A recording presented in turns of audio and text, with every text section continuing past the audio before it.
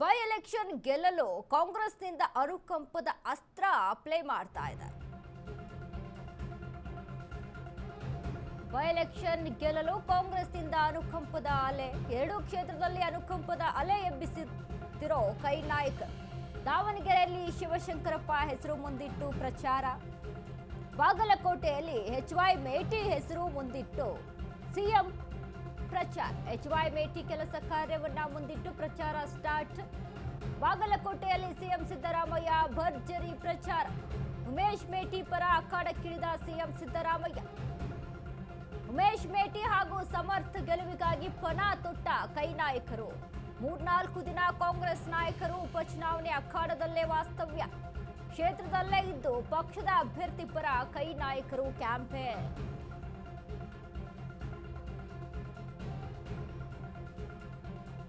By election ಗೆಲ್ಲಲು ಎರಡು ಕ್ಷೇತ್ರದಲ್ಲಿ ಅನುಕಂಪದ ಅಸ್ತ್ರವನ್ನ ಪ್ಲೇ ಮಾಡ್ಕೊಳ್ತಾ ಇದೆ ಕಾಂಗ್ರೆಸ್. ಒಂದ್ ಕಡೆ ದಾವಣಗೆರೆಯಲ್ಲಿ ಶಾಮನೂರು ಶಿವಶಂಕರಪ್ಪ ಅವರ ಹೆಸರು, ಬಾಗಲಕೋಟೆಯಲ್ಲಿ ಎಚ್.ವೈ. ಮೇಟಿ ಹೆಸರು ಮುಂದಿಟ್ಟು ಸಿಎಂ ಪ್ರಚಾರಕ್ಕೆ ಮುಂದಾಗಿದ್ದಾರೆ. ಎಚ್.ವೈ. ಮೇಟಿ ಕೆಲಸ ಕಾರ್ಯವನ್ನ ಮುಂದಿಟ್ಟು ಪ್ರಚಾರವನ್ನ ಸ್ಟಾರ್ಟ್ ಮಾಡಿದ್ದಾರೆ.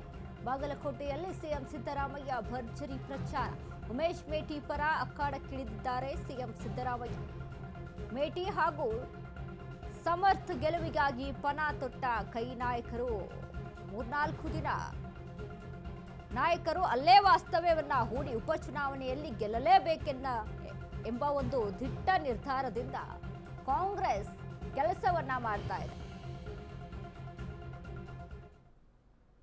ಕಾಂಗ್ರೆಸ್ನ ಈ ಒಂದು ಪ್ಲಾನ್ ವರ್ಕೌಟ್ ಆಗುತ್ತಾ? ಹಾಗಾದ್ರೆ ಸದ್ಯದ ಸ್ಥಿತಿಯಲ್ಲಿ ಬೈ ಎಲೆಕ್ಷನ್ನಲ್ಲಿ ಬಾಗಲಕೋಟೆಯಲ್ಲಿ ಎಚ್.ವೈ. ಮೇಟಿ ನಿಧನದ ಬಳಿಕ ತೆರವಾದಂಥ ಕ್ಷೇತ್ರ, ಇನ್ನು ದಾವಣಗೆರೆಯಲ್ಲಿ ಶಾಮನೂರು ಶಿವಶಂಕರಪ್ಪ ಅವರು ನಿಧನದ ಬಳಿಕ ತೆರವಾದಂಥ ಕ್ಷೇತ್ರ. ಎರಡೂ ಕ್ಷೇತ್ರಗಳಲ್ಲಿ ಅನುಕಂಪದ ಅಲೆಯನ್ನೇ ಮುಂದಿಟ್ಕೊಂಡು ಸಾಕ್ತಾ ಇದೆ ಕಾಂಗ್ರೆಸ್. ಒಂದ್ ಕಡೆ ದಾವಣಗೆರೆಯಲ್ಲಿ ಸಮರ್ಥ ಶಾಮನೂರು ಶಿವಶಂಕರಪ್ಪ ಮೊಮ್ಮಗನಾದಂಥ ಸಮರ್ಥ್ಗೆ ಟಿಕೆಟ್ ಅನ್ನ ಕೊಟ್ರೆ, ಬಾಗಲಕೋಟೆಯಲ್ಲಿ ಉಮೇಶ್ ಮೇಟಿಗೆ ಟಿಕೆಟ್ ಅನ್ನ ಘೋಷಣೆ ಮಾಡಿದ್ದಾರೆ. ಸೊ ಹೀಗಾಗಿ ನೋಡಿ, ಮೇಟಿ ಕುಟುಂಬದಲ್ಲೂ ಕೂಡ ಟಿಕೆಟ್ ಅನ್ನ ಮಲ್ಲಿಕಾರ್ಜುನ್ ಮೇಟಿಗೆ ಕೊಡಬೇಕು ಅನ್ನುವಂಥ ನಿಟ್ಟಿನಲ್ಲಿ ಸಿಎಂ ಸಿದ್ದರಾಮಯ್ಯ ಅವರು ಒಂದಿಷ್ಟು ಹೇಳಿಕೆಗಳನ್ನ ಕೊಟ್ಟಿದ್ರು. ಬಟ್ ಇದಕ್ಕೆ ಮಹಾದೇವಿ ಮೇಟಿ ಬಿಲ್ಕುಲ್ ಒಂದು ಕೊಟ್ರೆ ಇಲ್ಲ ನಮಗೆ ಟಿಕೆಟ್ ಕೊಡಿ, ಇಲ್ಲ ಅಂತ ಅಂದ್ರೆ ಉಮೇಶ್ ಮೇಟಿಗೆ ಟಿಕೆಟ್ ಕೊಡಬೇಕು, ಮಲ್ಲಿಕಾರ್ಜುನ್ ಮೇಟಿಗೆ ಟಿಕೆಟ್ ಕೊಟ್ರೆ ಒಂದು ವೇಳೆ ಕಾಂಗ್ರೆಸ್ ಪಕ್ಕ ಬಾಗಲಕೋಟೆಯಲ್ಲಿ ಸೋಲನ್ನ ಅನುಭವಿಸುತ್ತೆ ಅಂತ ಹೇಳಿಕೆಯನ್ನ ಕೊಡ್ತಾರೆ. ಅದಾದ ಮೇಲೆ ಸಿಎಂ ಸಿದ್ದರಾಮಯ್ಯ ಅವರು ಮನವೊಲಿಕೆಗೆ ಪ್ರಯತ್ನ ಪಡ್ತಾರೆ. ಆದ್ರೂ ಸಹಿತ ಕೊನೆಯದಾಗಿ ಉಮೇಶ್ ಮೇಟಿಗೆ ಟಿಕೆಟ್ ಅನ್ನ ಕೊಟ್ಟಿರುವಂಥದ್ದು. ಬಟ್ ಇದು ಈಗ ತಂದೆ ಆ ರೀತಿಯಾಗಿ ಕೆಲಸ ಮಾಡಿದ್ದಾರೆ ಅಂತ ಮಗನೂ ಅದೇ ರೀತಿಯಾದಂಥ ಆಡಳಿತವನ್ನು ನಡೆಸ್ಕೊಂಡು ಹೋಗ್ತಾರಾ ಬಾಗಲಕೋಟೆಯಲ್ಲಿ?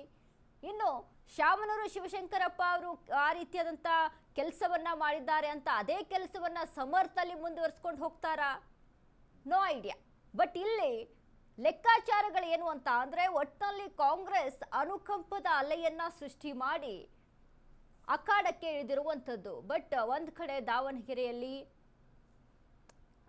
ಮುಸ್ಲಿಮರಿಗೆ ಟಿಕೆಟ್ ಅನ್ನ ಕೊಡಬೇಕು, ಅಲ್ಪಸಂಖ್ಯಾತರಿಗೆ ಇಲ್ಲಿ ದ್ರೋಹ ಮಾಡ್ತಾ ಇದ್ದಾರೆ, ಅಹಿಂದ ನಾಯಕ ಅಂತಾರೆ, ಅಹಿಂದ ಸರ್ಕಾರ ಅಂತಾರೆ. ಬಟ್ ನಮಗೆ ಯಾವುದೇ ರೀತಿಯಾದಂಥ ಪ್ರೋತ್ಸಾಹವನ್ನ ಕೊಡ್ತಿಲ್ಲ, ಆಡಳಿತಕ್ಕೆ ನಮಗೆ ಮುಂದೆ ಅವಕಾಶವನ್ನ ಮಾಡಿಕೊಡೋದಿಲ್ಲ ಅಂತ ಸಂಖ್ಯಾತರ ಮಾತು, ಸಮುದಾಯದ ಮಾತುಗಳು ಹೀಗಾಗಿದೆ. ಬಟ್ ಇಲ್ಲಿ ದಾವಣಗೆರೆಯಲ್ಲಿ ಇಬ್ಬರ ಜಗಳದಲ್ಲಿ ಮೂರನೇವರಿಗೆ ಲಾಭ ಎನ್ನುವಂತೆ ಬಿಜೆಪಿ ತನ್ನ ಗೆಲುವನ್ನು ಸಾಧಿಸಿಕೊಳ್ಳುತ್ತಾ ಅನ್ನುವಂಥದ್ದು. ಮತ್ತೊಂದು ಕಡೆ ಬಾಗಲಕೋಟೆಯಲ್ಲಿ ಉಮೇಶ್ ಮೇಟಿಗೆ ಟಿಕೆಟ್ ಅನ್ನು ಒದಗಿಸಿದ್ದಾರೆ. ಇದು ಅಲ್ಲಿ ವರ್ಕೌಟ್ ಆಗುತ್ತಾ ಅನ್ನುವಂಥದ್ದು.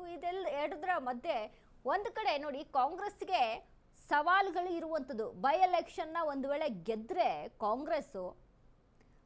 ಕಾಂಗ್ರೆಸ್ ಮುಂದಿನ ವಿಧಾನಸಭಾ ಎಲೆಕ್ಷನ್ ಅಲ್ಲಿ ಒಂದಿಷ್ಟು ಹೋಪ್ಗಳನ್ನ ಇಟ್ಕೊಂಡಿರ್ಬೋದು. ಒಂದು ವೇಳೆ ಏನಾದರೂ ಕಾಂಗ್ರೆಸ್ ಈ ಎಲೆಕ್ಷನ್ ಅಲ್ಲಿ ಸೋತ್ರೆ ಭಾರಿ ಮುಖಭಂಗ. ಯಾಕಂದ್ರೆ ಬಿಜೆಪಿಯ 2028ರ ವಿಧಾನಸಭೆ ಎಲೆಕ್ಷನ್ನ ರಿಸಲ್ಟು ಬೈ ಎಲೆಕ್ಷನ್ ಅಲ್ಲಿ ಇದೆ. ಒಂದು ವೇಳೆ ಏನಾದರೂ ಬಿಜೆಪಿ ಎರಡೂ ಕ್ಷೇತ್ರಗಳಲ್ಲಿ ಗೆದ್ದರೆ 2028ರ ವಿಧಾನಸಭೆ ಎಲೆಕ್ಷನ್ ಅಲ್ಲಿ ಬಿಜೆಪಿಗೆ ಒಂದು ಅವಕಾಶ ಇದೆ, ಜನ ಒಪ್ಕೊಳ್ತಾರೆ ಅನ್ನುವಂಥದ್ದು ಕನ್ಫರ್ಮ್ ಆಗುತ್ತೆ. ಸೊ ಹಾಗಾಗಿ ಬಿಜೆಪಿನೂ ಸಹಿತ ಸತತವಾಗಿ ಪಣ ತೊಟ್ಟು ಗೆಲ್ಲಲೇಬೇಕೆನ್ನುವಂಥ ನಿರ್ಧಾರದಲ್ಲಿ ಇದೀಗ ಮುನ್ನುಗ್ತಾ ಇದ್ರೆ, ಮತ್ತೊಂದು ಕಡೆ ಕಾಂಗ್ರೆಸ್ ಅನುಕಂಪದ ಅಲೆಯನ್ನ ಸೃಷ್ಟಿ ಮಾಡಿಕೊಂಡು ಇದೀಗ ಮುಂದೆ ಸಾಗ್ತಾ ಇದೆ. ಬಟ್ ಕೊನೆಯದಾಗಿ ಗೆಲುವು ಯಾರಿಗೆ ಅನ್ನುವಂಥದ್ದನ್ನ ಕಾದು ನೋಡಬೇಕು.